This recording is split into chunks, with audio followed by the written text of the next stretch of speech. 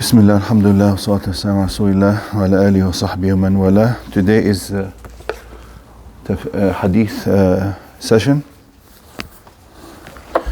in the book of Sahih Muslim, and we had started the chapter that talks about the prohibition of suicide. I believe this was Hadith number 199. We read this Hadith last time, and the Hadith basically mentions that a person who commits suicide willingly, knowingly, he is deserving of such a punishment that he will repeatedly and perpetually commit the same kind of crime against himself in the fire of hell. This is the punishment that is deserved. Allah may or may not apply the punishment to the sinner. That's the general rule. And of course, I mentioned that the exception would be somebody who committed suicide out of a severe mental illness. This would not apply to them. This threat or punishment does not apply to anybody who has lost his ability to make the right judgment. Also, this hadith is so important that it mentions the term of khalidan mukhalladan fiha abada. We talked about this last time in a little bit of a detail, that the hadith indicates that his punishment is forever and ever, without an end. But again, we know from many other texts that a sinner is not left in the fire of hell forever and ever. Eventually, he will be extracted from the fire of hell and admitted to paradise. So this hadith will tell us that the term khalidan fiha abada, but here he also emphasizes it again, khalidan mukhalladan fiha abada. He said it twice. This would make us think that khalidina fiha abada, with regards to the fire of hell, when we read this in the book of Allah, that may be the opinion of those very small minority of Sahaba and Tabi'een and scholars who felt that the fire of hell for the kuffar, for the disbelievers, the total rejectors of Allah, will be for a very long period of time, but it will come to an end as well. This is an opinion of a very small minority. By the way, I just wanted to mention that to you. It's not the mainstream opinion in Islam, but it is also not a rejected opinion, because it has the support of some Sahaba and some of the second generation as well. I mentioned some names last time. Does anybody remember some of the names of the Sahaba who adopted this opinion? Does anybody remember some names? I don't think I mentioned Ibn Mas'ud. No?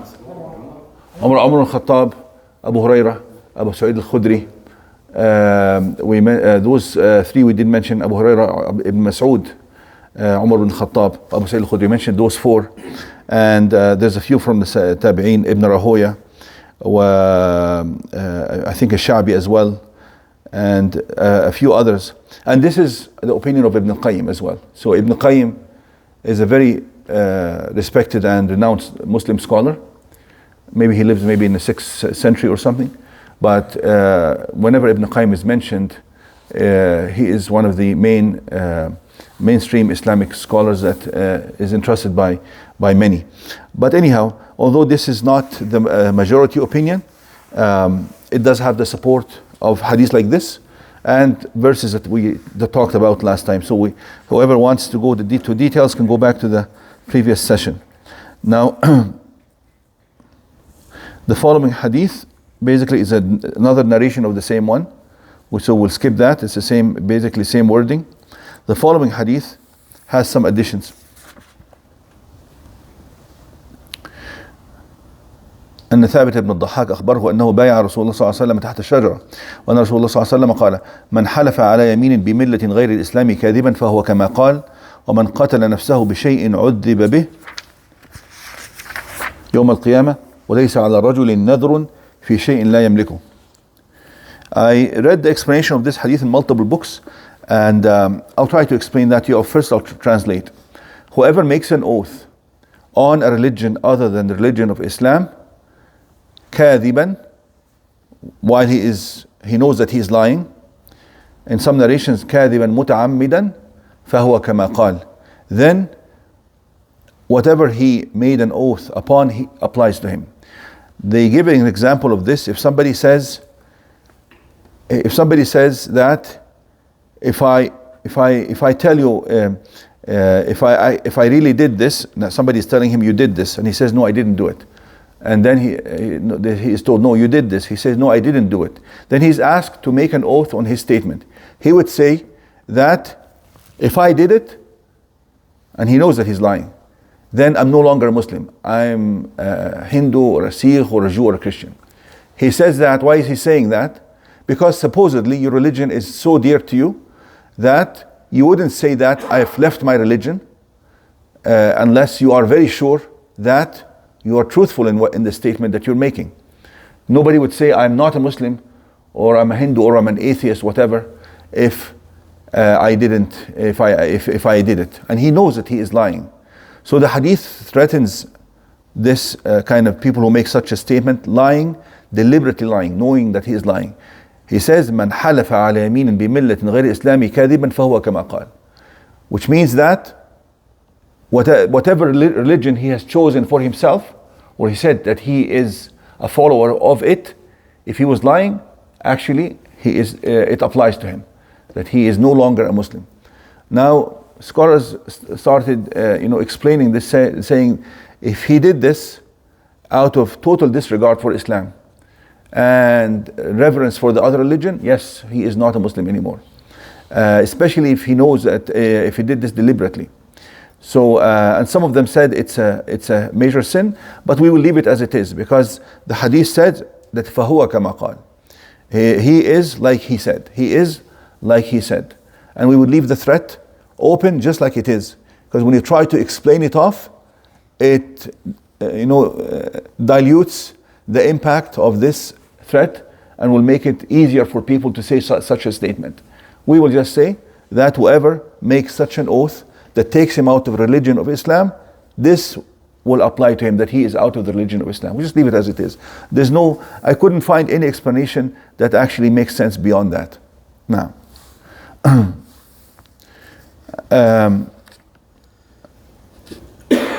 they also made a distinction, this might apply, they made a distinction between somebody who is making an oath on something that he did in the past or making a pledge to do something in the future. For instance, you may say, Wallahi, by Allah, for instance, I didn't steal this.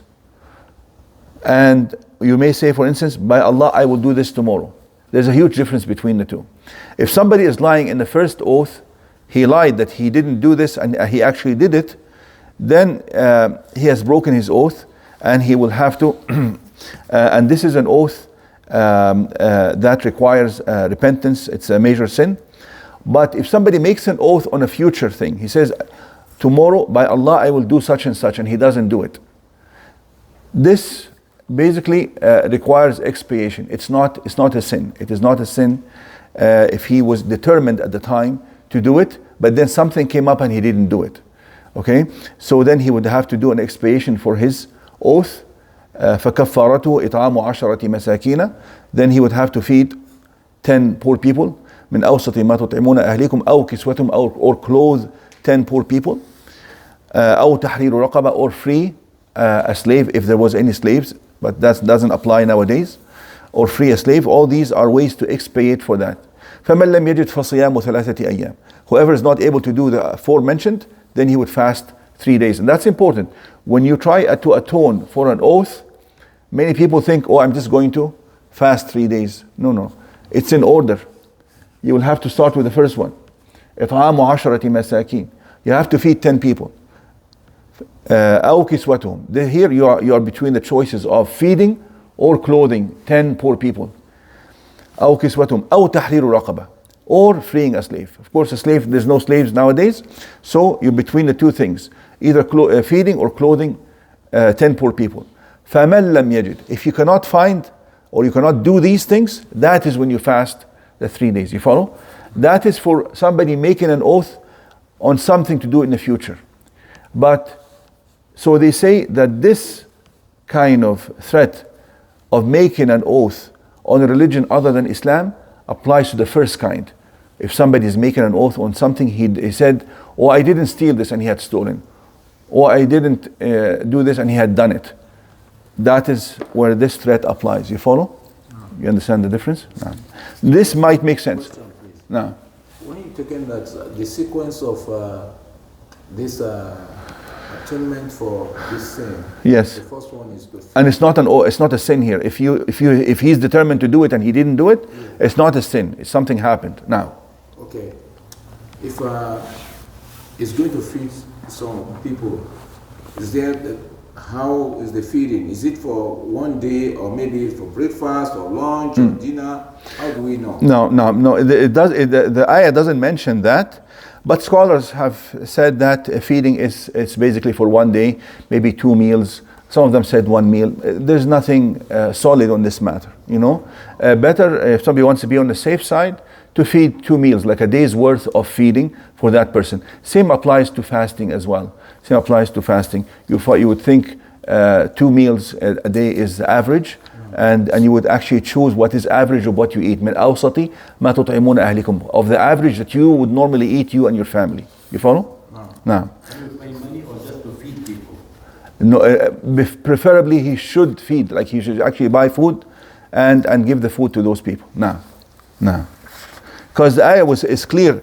It'am, Allah could have said infaq, could have said to spend on them, but he actually specifically said it'am. And it's same for the fasting. It's not just that you give money, you actually make sure that they are fed. Some places will actually feed on your behalf. If you know a masjid, for instance, that delivers food to people, like they take the money to actually make food for the poor. So yes, they are your wakil. They do this on your behalf, then you have actually fed, although you're not the one who did it directly. Just like in Hajj, you don't go and slaughter the animal yourself, but you pay, right, whoever, the authorities in Saudi, and they do the slaughtering on your behalf. This is as if you have done it yourself. You follow? No. Okay. And then he says, وَمَنْ قَتَلَ نَفْسَهُ بِشَيْءٍ عُذِّبَ بِهِ. Whoever kills himself in a certain manner or with a certain object, he will be tortured in the same manner or with the same object. You follow? Just like we read in the previous hadith. وَلَيْسَ عَلَى رَجُلٍ نَذْرٌ فِي شَيْءٍ لَا يَمْلِكُ. And if somebody made a pledge on something he does not own, he does not need to fulfill that pledge. For instance, if you say that you make a pledge, you say, if I succeed in this examination, then Abdul Nasser's car is a gift for the poor.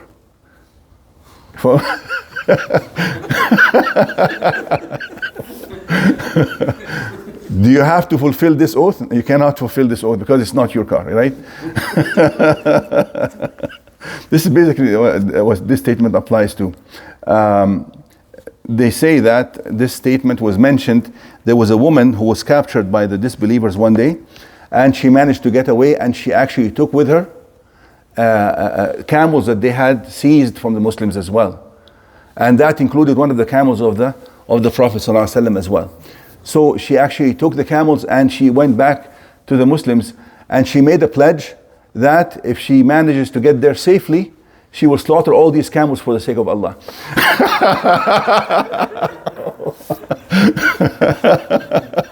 So the hadith made it clear that you are not supposed to fulfill a pledge in something that you do not own. Maybe you have to make kafara, possibly you have to make kafara. I believe I read that some scholars said that you have to make some kind of atonement for that. It's just like making an oath to do something in the future that I just explained earlier, because you made a pledge between you and Allah, I will do this thing, but you never did it. Just like the oath, you make Allah your witness that you will do this thing. And since you didn't do it, out of honoring, Allah, you have to do something to atone for that, rather than just let it go like this. You follow?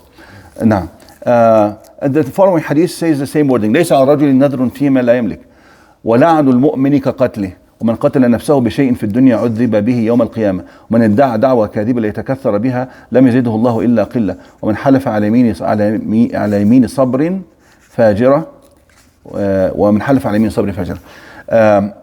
This other hadith has some additions. Again, it starts with you cannot fulfill a pledge in something you do not own. Okay, this we explain.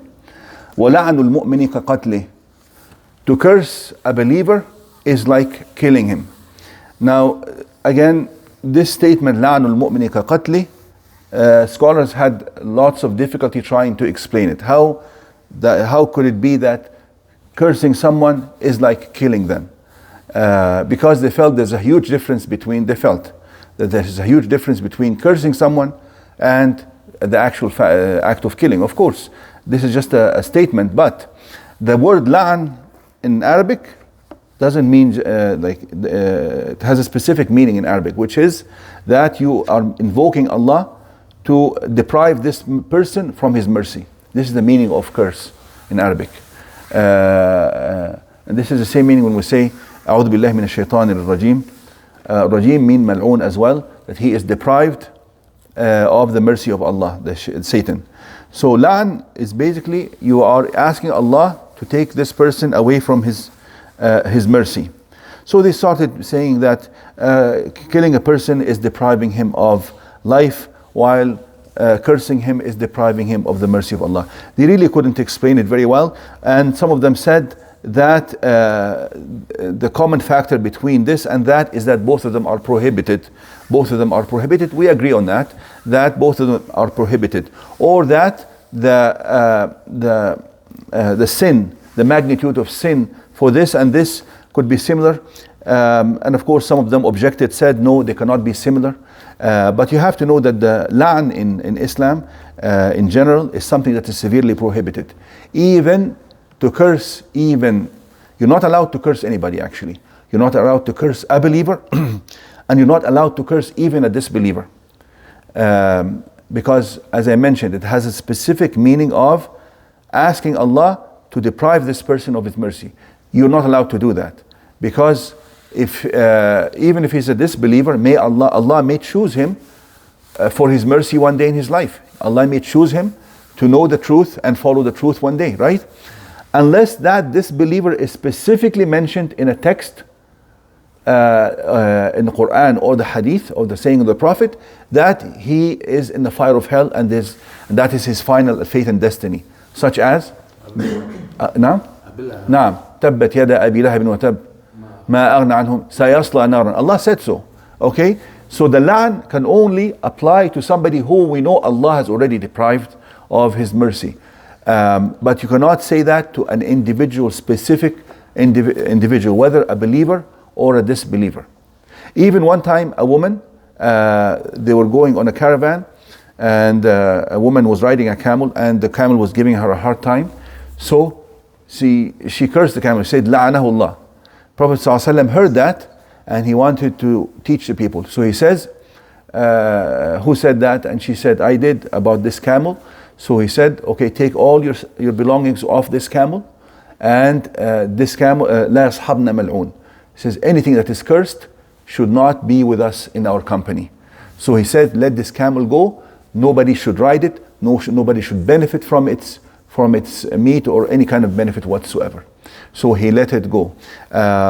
So basically they say the la'an detaches whoever is cursed. Like if that applies to that person, or detaches them from the community, detaches them from the mercy of Allah, even though it may not happen, of course. And you can say for how many times you want to for a person, but Allah will only do what is appropriate and what He knows is most befitting to that individual. But still, you as a human being, you're not allowed to say it. You're not allowed to say it. So the gravity of this word of la'an is displayed even if somebody said it to an animal.